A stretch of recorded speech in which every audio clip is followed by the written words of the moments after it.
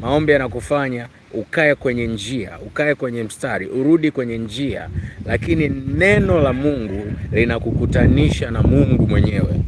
Maombi yanakusaidia kuingia kwenye mchakato wa kiungu, lakini neno la Mungu linakukutanisha na Mungu mwenyewe. Ukitaka Mungu awe karibu na maisha yako, ukitaka Mungu awe karibu na biashara zako, ukitaka Mungu awe karibu na ndoa yako, ukitaka Mungu awe karibu na afya yako, kumbuka neno hili: wakusanyikapo wawili au watatu kwa neno langu, mimi Mungu nipo katikati yao.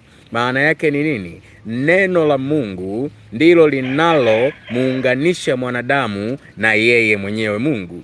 Kwa hiyo kama ni biashara, neno la Mungu ndilo litakalo kuungamanisha wewe na biashara yako pamoja na Mungu. Kwa hiyo wakusanyikapo